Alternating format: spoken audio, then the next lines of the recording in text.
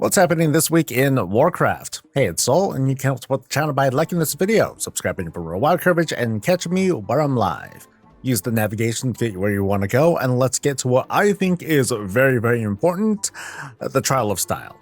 Unfortunately, there are no new items added to the Transmog event, but it is a good time to at least cap on Trial of Style tokens if you want to be a little bit ahead of the game.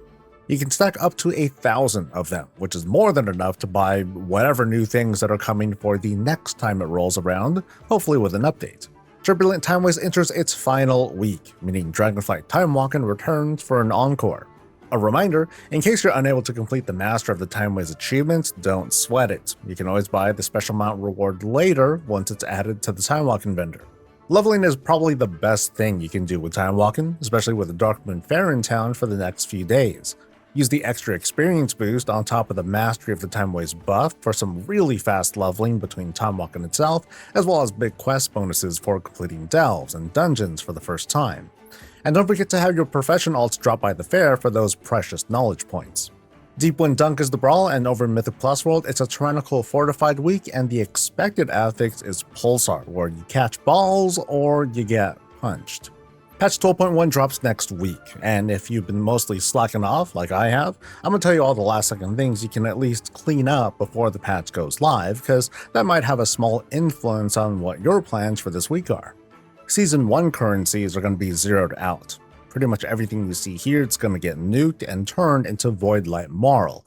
Now, for those who like Marl, great. For those who don't care for cosmetics though, consider spending all your currencies on, whatever you can turn into something else. For example, some of you may want to spend your crest on gear upgrades because Season 1 gear can't be upgraded after this coming week. But new gear will quickly replace this anyway, so the gains are pretty temporary. Consider spending your Undercoin on whatever cosmetics you haven't purchased already. Now, based on previous seasons, vendor items should carry into Season 2, but testing on the PTR shows some inconsistencies. For example, this Delve mount, it's not on the vendor and the PTR, but other cosmetics are. Of course, if you've bought everything already, cool. Your Undercoin will turn into Marl at the same exchange rate as what you would spend buying boxes from the vendor. Field accolades aren't considered as season currencies, so they're not going to be zeroed out, meaning you can spend these on Season 1 gear now or Season 2 gear later. The difference being the Season 2 gear is upgradable. Field accolade related activities aren't exactly changing, but the gear is being updated, making the activities feel appropriate for adventure level gear, keeping the place relevant for the cosmetic rewards. So what I want to get into today is a thing that I tend to do at the start of most seasons. I do a little experiment. I look and see if a super freshly leveled character can survive in brand new patch content. The short answer is yes, they can survive it, and I'll break it down while giving a few very brief mentions of the content available in the new patch. For this testing, I used a Fury Warrior with an item level of about 210 when I started the testing. It's around like 220 something now.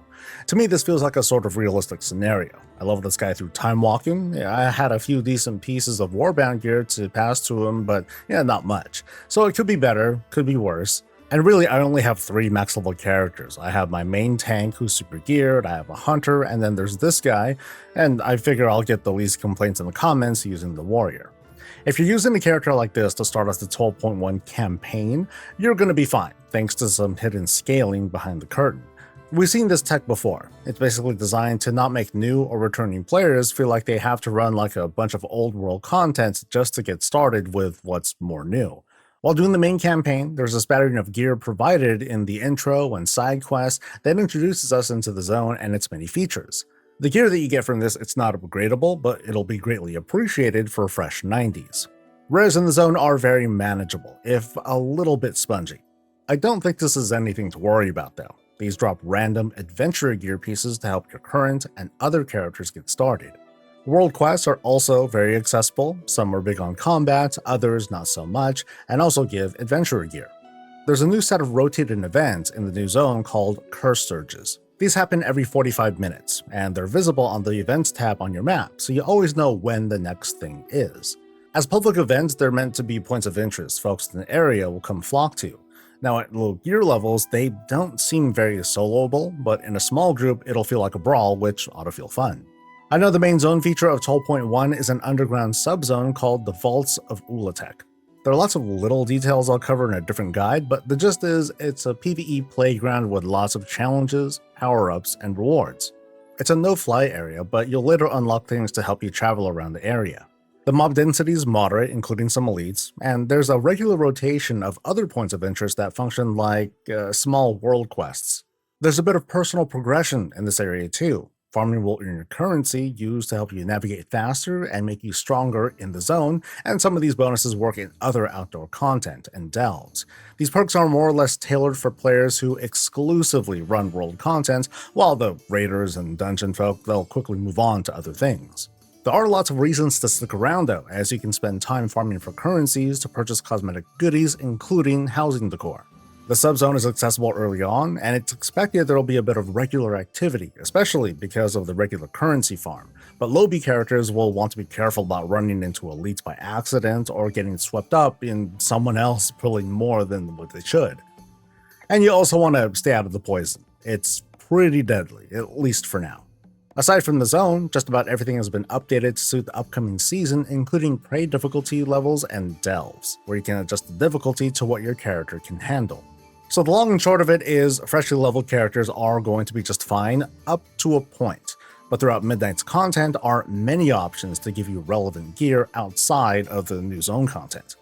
Honestly, it's been a while since there's been a big advantage to gearing up ahead of an upcoming patch. The audience for that is really limited to competitive gamers looking to stand out when finding high-end PvE groups to join.